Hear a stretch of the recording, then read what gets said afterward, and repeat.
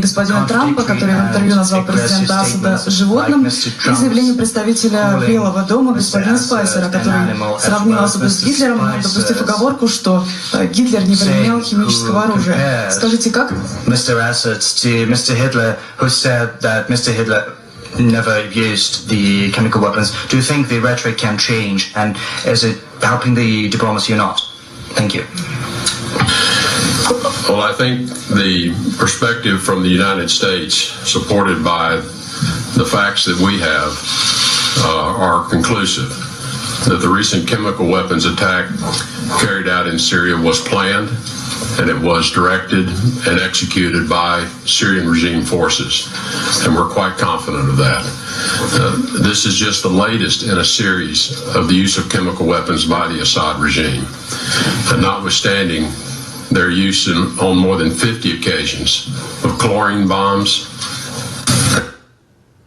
cluster bombs, and other types of weapons that are intended to maim and kill in the most horrific ways. So I think the characterization is one that President Assad has brought upon himself. Я должен буду два слова добавить. Это очевидно. I'll have to add a couple of words. It's quite evident this is the topic with regard to which we have differences of opinion. Russia insists that there needs to be an objective investigation. In 2013, the US and Russia initiated the elimination of serious chemical weapons, and record terms. We had prepared the necessary agreements at the OPCW in The Hague, as well as in the Security Council of the UN. There have been reports from the OPCW which state the progress that has been achieved in eliminating the full stock of the chemical weapons the Syrian regime had. The reports also state that the number of places where the chemical weapons were stored were under control of extremists. So the process between Damascus and The Hague has been ongoing. There have been some difficulties, and yet we use our relations with the Syrian government to encourage them to cooperate fully with the OPCW, and we are fully committed to finalizing this work. We're going to seek its completion. As for the investigation into the incidents, there is a fact-finding mission of the OPCW. There is also a joint mechanism for investigations set up together by the OPCW of the United Nations. We've got some questions we want to be answered by these mechanisms. All the accusations against the Syrian Arab Republic's government of having used the chemical weapons, all these accusations are based on the so-called remote evidence provided by some NPOs. I'm not going to point out the white helmets that have discredited themselves on many occasions. They have been found to be guilty of fraud. Now, as for all the evidence we've got of chemical weapons have been used in the territory under the control of the opposition, now I can say that on many occasions both the Russian armed forces and the Syrian government have provided physical evidence, including samples required to conduct an investigation, to the OPCW. These were not some remote evidence. These were pieces of physical evidence.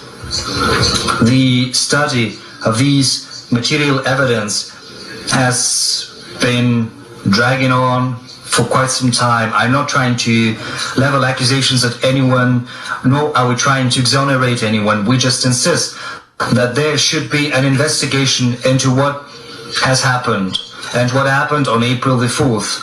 And just as it happened in the past, it was timed quite interestingly with the start of a conference in Brussels. So when reports emerged on chemical weapons being used in the province of Idlib, the participants started to demand vociferously that the conference should be used to look into those accusations, even though this was a conference dedicated to the whole gamut of Syrian conflict-related issues.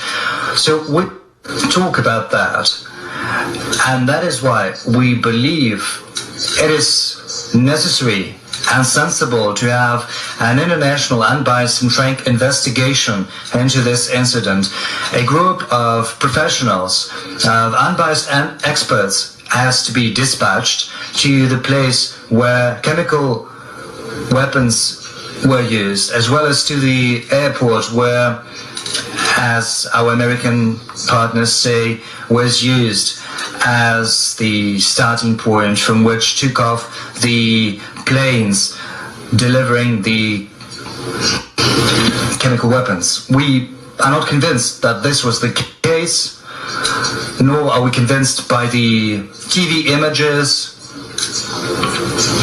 or by the statements of people who were at the airport. There were no signs that would support the statement, the allegation that chemical agents were used there at all. I'm sorry for taking so long to comment, but I would like to underline that we are 100% sure that if our colleagues at the UN as well as The Hague try to avoid this investigation, this will signify that they are reluctant to find out the truth, but we will insist that the truth should be found. Thank you.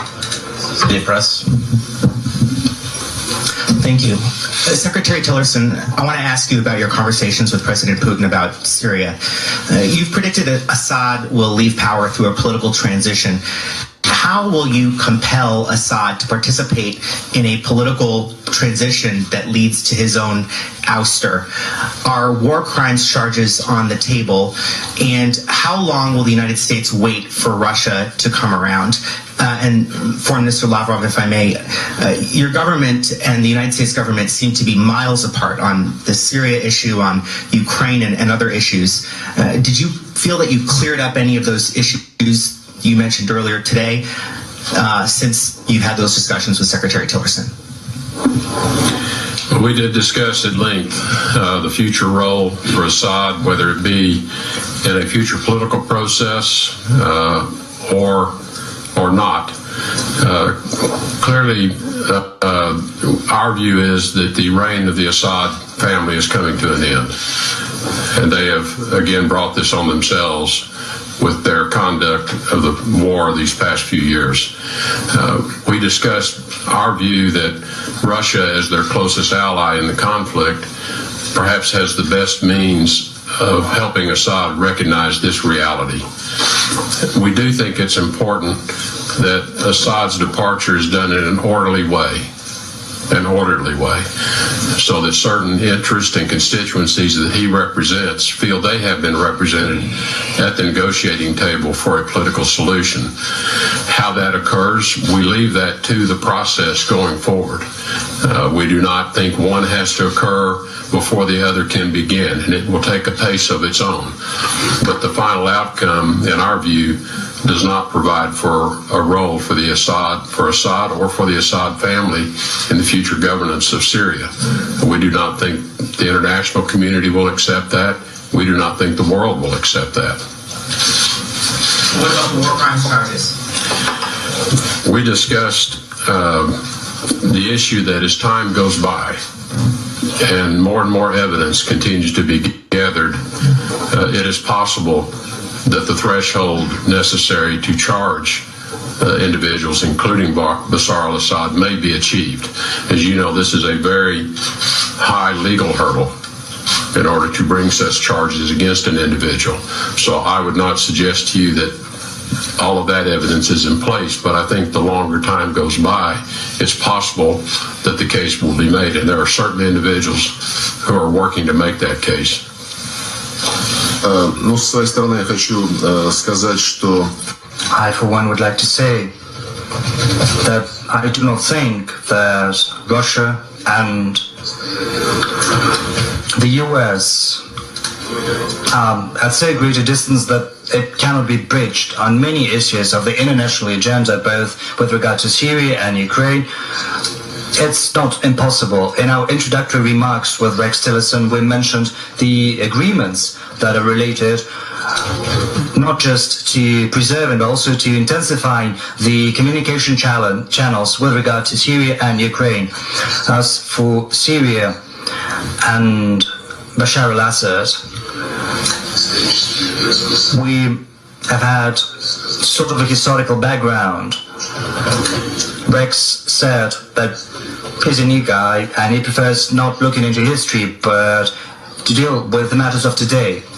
But the thing is, the world is built in such a fashion that if we do not take lessons from the past, we will hardly be able to achieve success in the present. And I record certain situations when groups of countries, primarily Western countries, NATO countries, were sort of fixated on eliminating this or that dictator, an authoritarian or totalitarian leader, in order to oust Slobodan Milosevic, president of ex-Yugoslavia. NATO launched a war in 1999 in gross violation of the UN Charter as well as the Helsinki Final Act of the OSCE.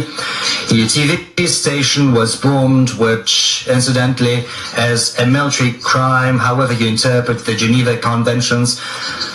Residential areas were shelled. The Chinese embassy was also attacked.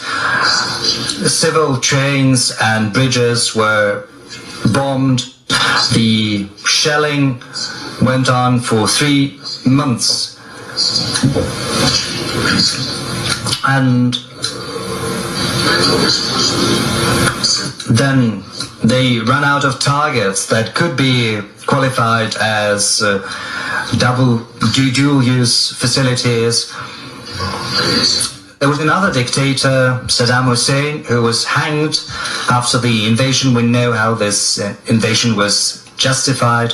Since that, I think Tony Blair was the only one to repent publicly, admitting that it had been a fake, all the grounds for the Iraq invasion.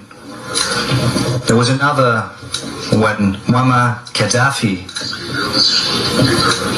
It had been said that there was no place for this dictator in his country. It was said that democracy would prevail, but we know full well what is happening in Libya right now. The Libyan statehood is all but non-existent. Our president talked about that yesterday with the Italian president. Right now we're trying to restore the Libyan statehood through the process of national reconciliation. We're trying to put an end to the situation in which this country turned into a channel of human trafficking, as your media have reported today. Incidentally, there are other examples, not so recent. The president of Sudan, Omar al-Bashir, there has been a warrant for his arrest issued by the International Criminal Court, and several days later the Obama administration decided that in order to settle this problem, Sudan had to be split into two parts.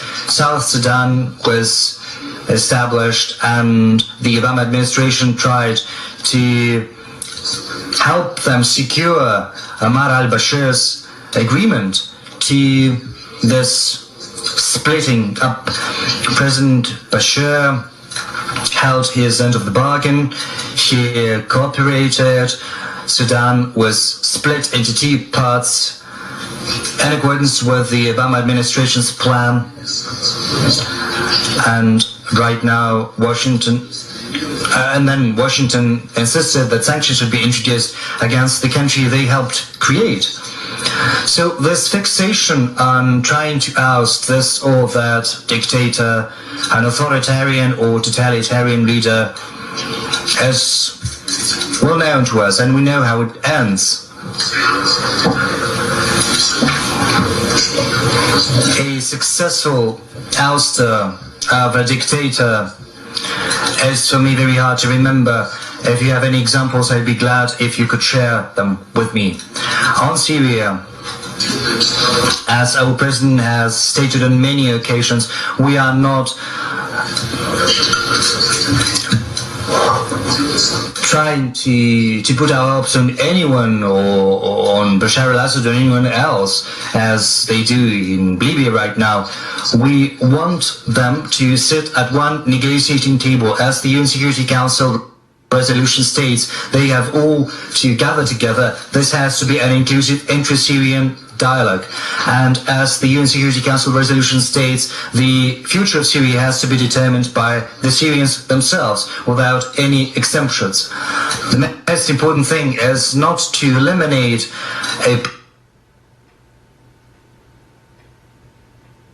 Assad or anyone else as they do in Libya right now. We want them to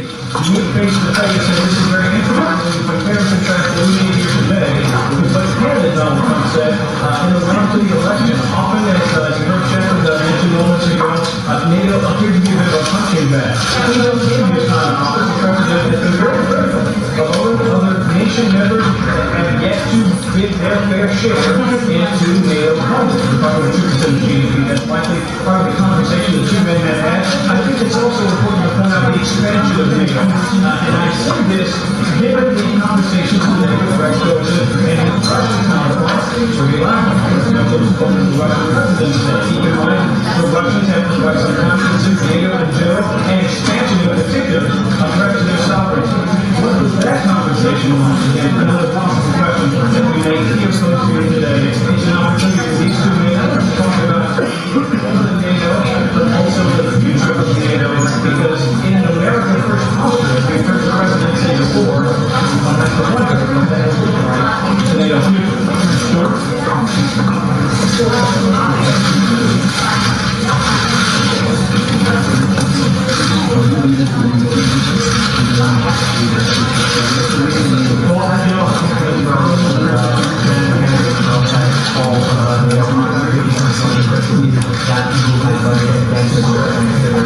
However,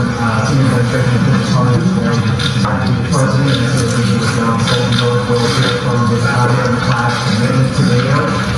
Several issues on the Syria, Iraq, Afghanistan. The second criticism President Trump had for NATO was that some of the member nations simply aren't any fair share. It was in the very room of the press conference last month in which he criticized Germany and other countries for not holding up to the commitment of 2% of GDP by 2020.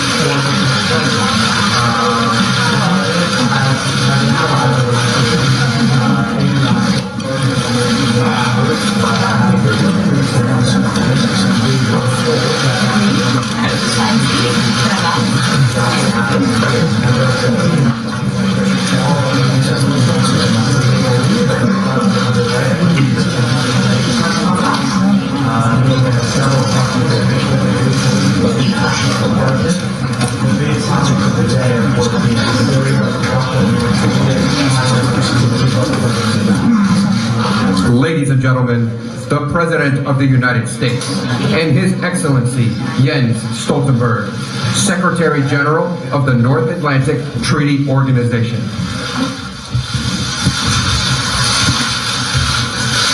Thank you.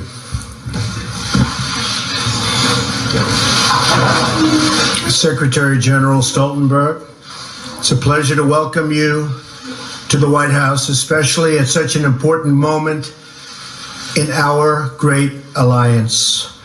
I also want to acknowledge the great work being done by our Secretary of State, Rex Tillerson, to strengthen the NATO alliance, as well as the Secretary's trip to Moscow to promote the security interests of the United States and its allies. He He did a terrific job. Just watch parts of it. Did an absolutely terrific job. 68 years ago this month, not far from where we are gathered today, President Harry Truman spoke at the signing of the North Atlantic Treaty.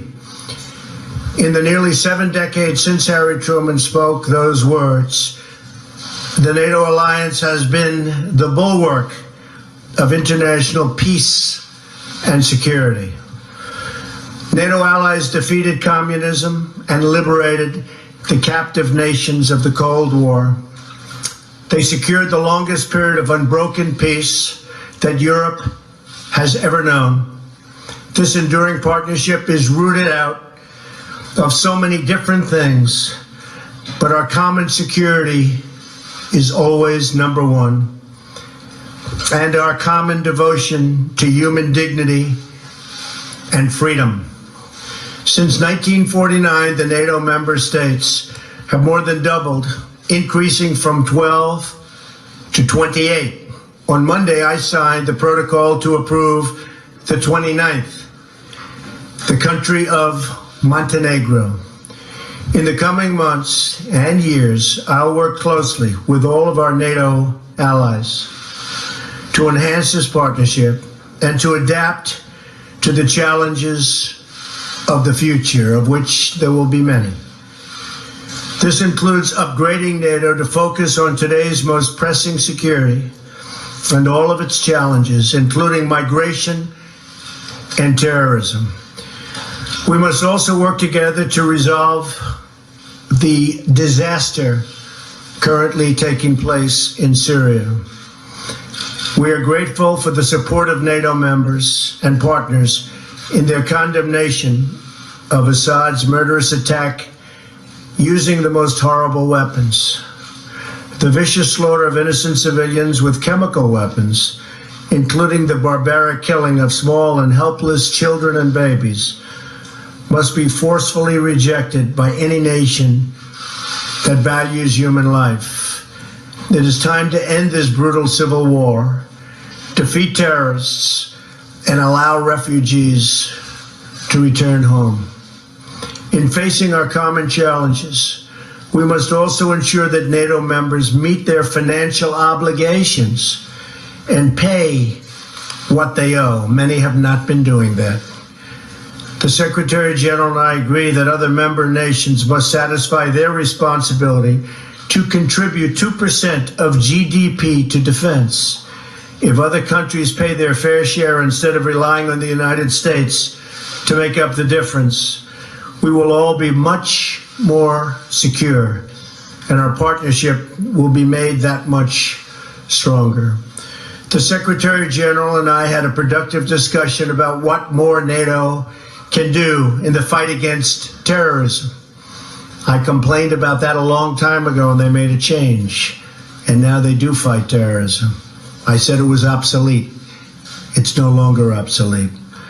It's my hope that NATO will take on an increased role in supporting our Iraqi partners in their battle against ISIS. I'm also sending General McMaster to Afghanistan to find out how we can make progress alongside our Afghan partners and NATO allies. Every generation has strived to adopt the NATO alliance to meet the challenges of their times.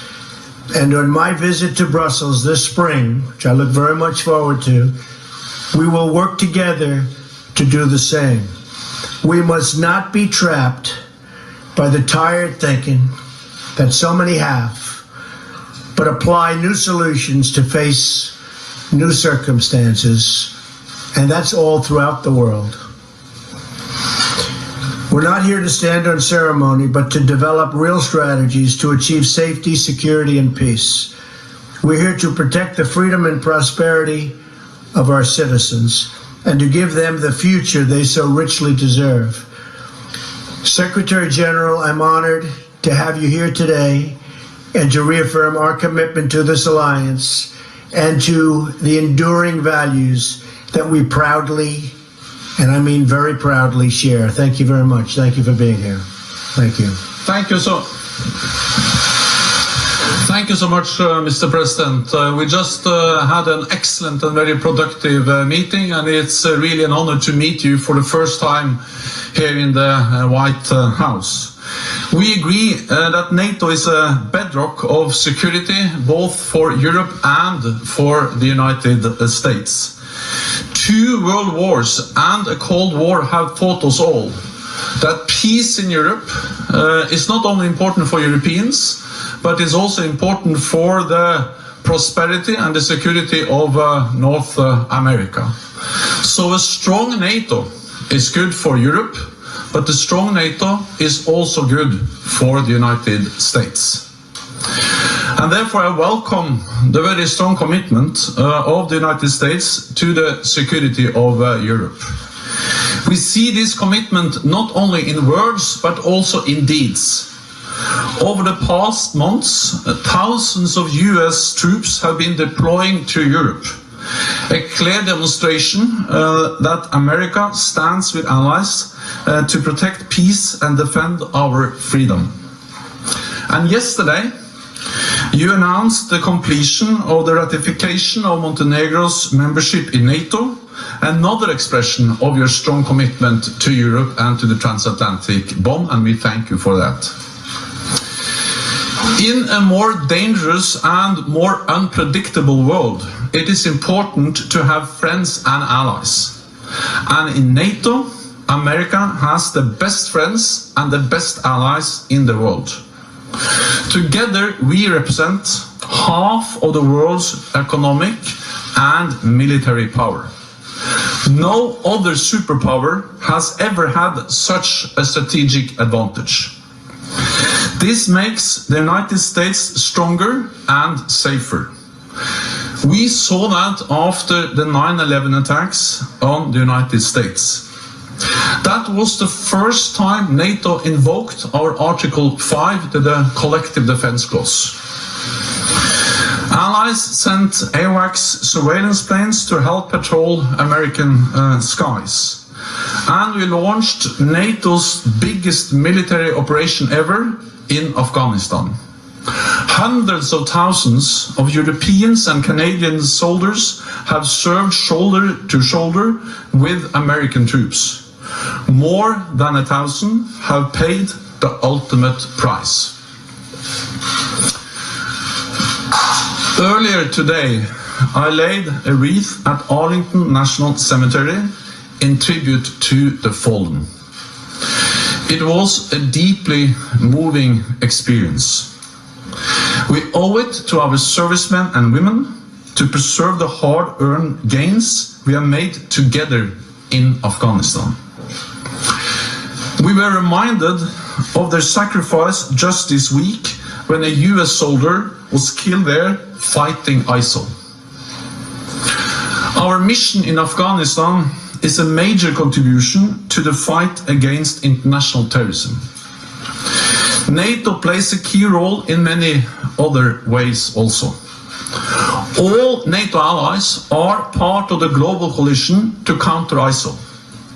And NATO provides direct support to the coalition with training for Iraqi forces in their fight against terrorists and more intelligence sharing. And you are right, we have established a new division for intelligence, which enhances our ability to fight terrorism and working together in the alliance to fight terrorism in an even more effective way. But we agreed today, you and I, that NATO can and must do more in the global fight against terrorism. In the fight against terrorism, training local forces is one of the best weapons we have.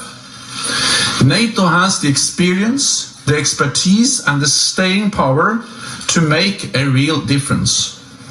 And fighting terrorism will be an important topic when NATO leaders meet in Brussels in May. The other major topic will be fair burden sharing in our alliance. And we had a thorough discussion on this issue today. And Mr. President, I thank you for your attention to this issue.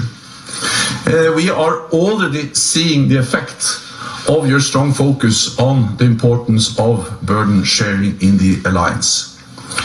We agree that allies need to redouble their efforts to meet the pledge we all made in 2014 to invest more in our alliance. It is about spending more on defense, it is about delivering the capabilities we need, and it is about contributing forces to NATO missions and operations. This means cash, capabilities, and contributions. Fair burden sharing has been my top priority since taking office. We have now turned a corner. In 2016, for the first time in many years, we saw an increase in defense spending across European allies and Canada. A real increase of 3.8%, or $10 billion more for our defense. We are now working to keep up the momentum, including by developing national plans outlining how to make good on what we agreed in 2014. We know that we all need to contribute our fair share, because we need to keep our nation safe in a more dangerous world.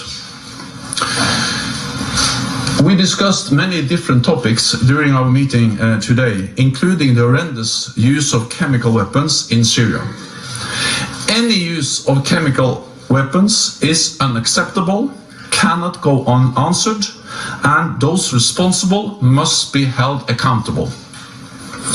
So, Mr. President, thank you once again. I look forward to working with you to keeping the alliance strong, and I look forward to welcoming you to Brussels in May, when heads of state and government in the alliance meet there to address the challenges and the need to continue to adapt the alliance to a more challenging security environment, and to respond both to the need for fair burden sharing and stepping up our efforts to fight international terrorism. So thank you once again. Thank you very much. Great.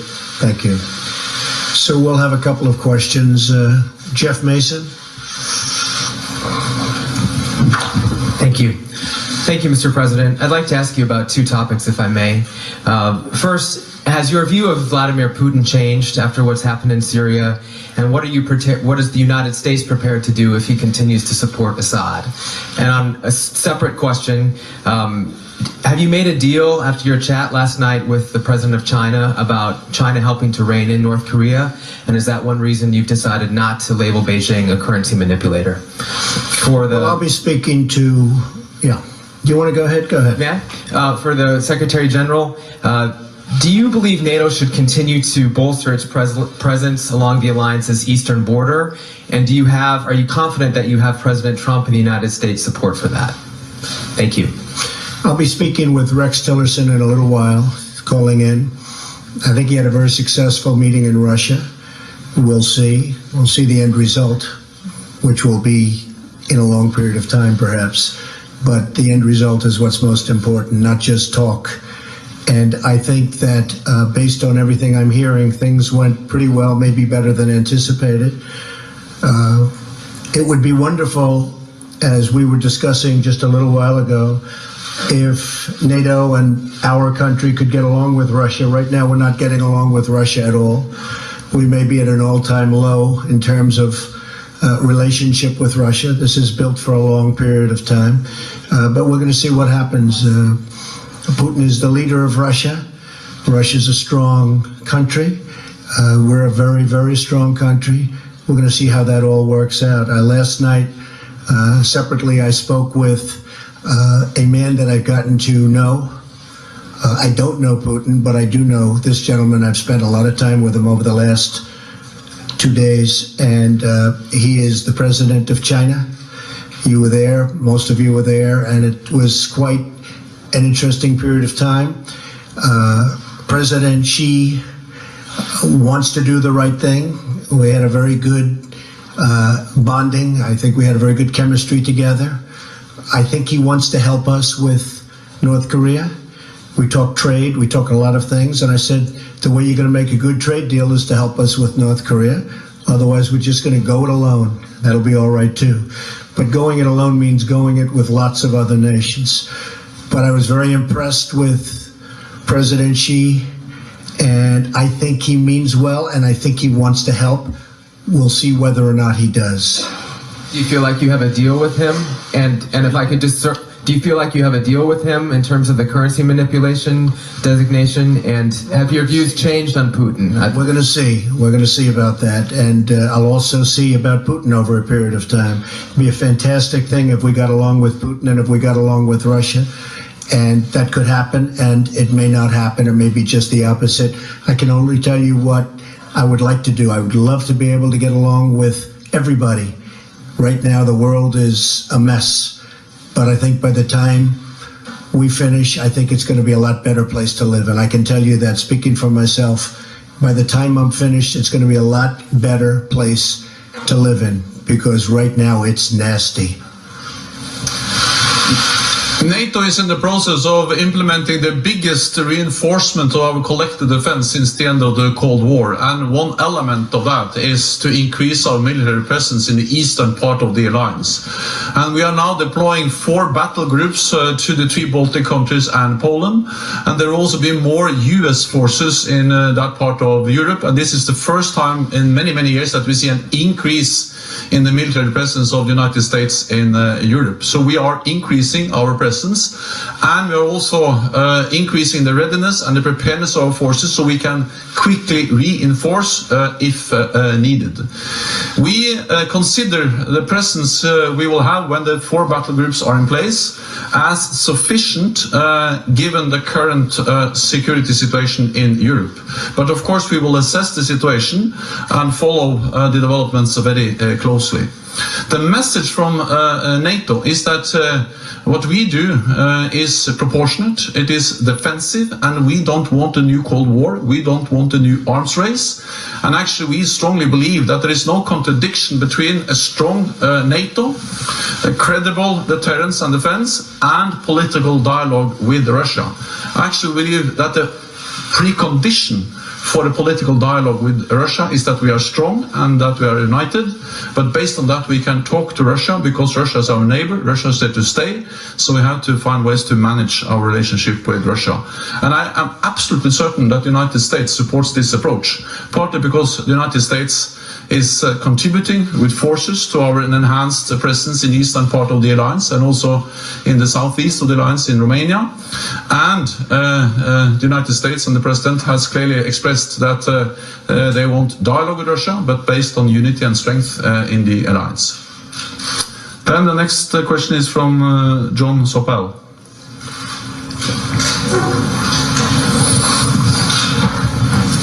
Thank you very much. Secretary General, how long do you think it will take you to persuade the other European countries to burden share, and what are you going to do to persuade them? Mr. President, could I ask you, do you think it's... I'm here to help. And Mr. President, do you think it's conceivable, what's your instinct, was it possible that Syrian forces could have launched that attack in Idlib last week without the Russians knowing? And have you been disappointed, surprised by Vladimir Putin's reaction since then? Thank you very much. I think it's certainly possible. I think it's probably unlikely. And I know they're doing investigations into that right now. I would like to think that they didn't know, but certainly they could have. They were there. So we'll find out. General Mattis is looking into it with the entire Pentagon group that does that kind of work. So it was very disappointing to see. It's disappointing no matter who does it, but when you get into the gases, especially that form, it's vicious and violent, and everybody in this room saw it all too many times over the last 3 or 4 days. Young children dying, babies dying, fathers holding children in their arms that were dead children. There can't be a worse sight, and it shouldn't be allowed. That's a butcher. That's a butcher. So I felt we had to do something about it. I have absolutely no doubt we did the right thing. And it was very, very successfully done, as you well know. Thank you. On defense spending and burden sharing, that has been my top priority. I have raised it in all my meetings in all capitals I have visited with prime ministers, presidents, minister of finance, and of course also defense and foreign ministers. And I expect, of course, all allies to make good on what they decided back in 2014. And a very strong and clear message from President Trump has been very helpful. So now we see that things are starting to move in the right direction. For the first time after many years of decline in defense spending, we now see an increase in defense spending across Europe and Canada. So they have started to move in the right direction. 3.8% real increase in defense spending across Europe and Canada is a significant step in the right direction. It's not enough. We still have a long way to go, but at least they have turned a corner. European allies have turned a corner. Instead of reducing defense spending, they have started to increase defense spending. Then I think it is important to remember that this is something the Europeans do because they know that this is in their own security interest. It is in their interest to invest more in European defense because the world has become more dangerous. Many European allies, of course, all European allies reduced defense spending after the end of the Cold War because then tensions went down. But if you are decreasing defense spending when tensions are going down, then you have to be able to increase the defense spending when tensions are going up. And now they are going up. So we have still a long way to go, but I'm encouraged by the fact that we have started to move in the right direction. And last year there were 5 allies spending 2%. This year, Romania has declared that they will reach 2%. Next year, Latvia and Lithuania will also reach 2%. So we'll go from 5 to 8, which is at least going in the right direction. All right. God bless each and every one of you for tuning in. This is a live broadcast. You've tuned in to Open Your Eyes, people. Breaking news. I'm your host, Evangelist Anita Fuentes, and we are here. We're live. I want to, officially get the broadcast started. See exactly where we are at with all this streaming. As you see that there is a current press conference, a joint press conference with NATO and the President of the United States of America, President Donald J. Trump, and the NATO Secretary General. So let's listen just to maybe a couple more minutes, and then we're going to get into some headlines. No, I was not surprised that China did abstain. Very few people thought that was going to happen. So we're honored by the vote. That's the vote that should have taken place. You talked a little bit about Moscow, about Russia. How do you counter the aggression in general, interfering in recent democratic elections? How do you counter Moscow's power? The most important thing is to have a strong alliance, to stay united and be firm and predictable in our approach to Russia. And that means that we have to invest in our collective defense. That's exactly what we are doing. Deploy more troops in the eastern part of the alliance, increase the readiness of our forces, and increase defense spending. And I welcome the very strong message from President Trump on the importance of increased defense spending. We have started to do this, so we are implementing the biggest reinforcement of our collective defense since the end of the Cold War, providing credible deterrence. But at the same time, we have to find ways to engage with Russia, to talk with Russia, because Russia will not go away. Russia will be our biggest neighbor, and we have to find ways to live with them and to try to avoid a new Cold War, a new arms race. And that's exactly why I am very much in favor of what we call the dual-track approach to Russia. And as a former Norwegian politician, I have the experience to work with Russians because Norway is bordering Russia. And Norway was able, even during the Cold War, to develop, I would call it a pragmatic working relationship with Russia.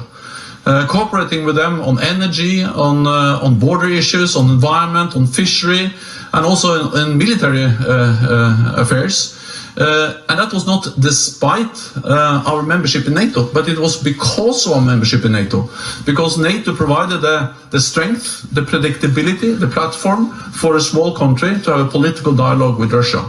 So I strongly believe that the only way to deter Russia is to be strong, but the only way to avoid a new Cold War, avoid a new arms race, and avoid increasing tensions is to continue to engage Russia in a political dialogue and to make sure that what we do is defensive and proportionate in response to a more assertive Russia. Okay. Then I give the floor to Tove Bjørgaas.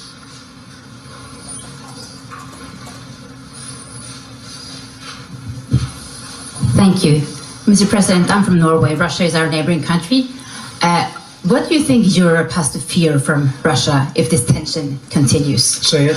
What do you think that European countries have to fear from Russia if this tension continues? I cannot hear. I cannot understand. I'll do it again. What do you think what do you think European countries have to fear from Russia if this tension continues to escalate? And for you, Mr. Secretary General, the President has said that the attack in Syria last week was warranted and was also an attack on U.S. allies. Do you think that this attack was warranted, and do you see NATO playing any supporting role in future actions in Syria? Well, I wanted to start by saying hopefully they're going to have to fear nothing ultimately. Right now there is a fear, and there are problems. There's certainly problems. But ultimately, I hope that there won't be a fear and there won't be problems and the world can get along. That would be the ideal situation. It's crazy what's going on, whether it's the Middle East or you look at, no matter where the Ukraine, you look at whatever you look at, it's got problems, so many problems. And ultimately, I believe that we are going to get rid of most of those problems and there won't be fear of anybody. That's the way it should be. We have a very big problem in North Korea, and as I said, I really think that China is going to try very hard and has already started. A lot of the coal boats have already been turned back. You saw that yesterday and today. They've been turned back. The vast amount of coal that comes out of North Korea going to China, they've turned back the boats. That's a big step, and they have many other steps that I know about. So we'll see what happens. It may be effective, it may not be effective. It's not effective. We will be effective, I can promise you that. Thank you. NATO has constantly condemned the use of chemical weapons in Syria, and the use of chemical weapons is horrendous, and it's a clear violation of international law. And any use of chemical weapons is unacceptable and cannot go unanswered. So those responsible must be held accountable. The strike against the airbase in Syria was a US operation based on US intelligence, but you have seen that within the alliance this has been something which has been met with a lot of understanding, because NATO allies do not accept that chemical weapons are used, and therefore we also strongly support the efforts of the fact-finding commission to try to find out actually what happened and to make sure that we don't see any use of chemical weapons in the future. Okay. Thank you very much. Thank you. Thank you very much.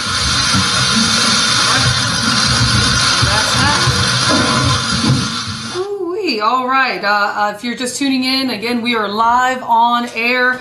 We just finished listening to a joint press conference with Secretary General of NATO Stoltenberg and President of the U.S. Donald J. Trump. I'm your host, Evangelist Anita Fuentes, and what we're going to do is that we're going to probably continue on. I'm trying to decide if we are actually going to cut and start afresh with the headlines that we have, which we'll probably do because of the press conference just ending. We started a little early, and so the actual press conference ran for about an hour, and so we need to actually take a cut off this live feed right now and come back in about 5 minutes. So stay tuned. Stay tuned as we do just that. We got a lot to cover, folks. Again, 5 minutes, we're going live again. Less than 5 minutes. We're going to be getting into what was discussed and more headlines, updates concerning Russia, Syria, North Korea, the U.S., and more. Stay tuned.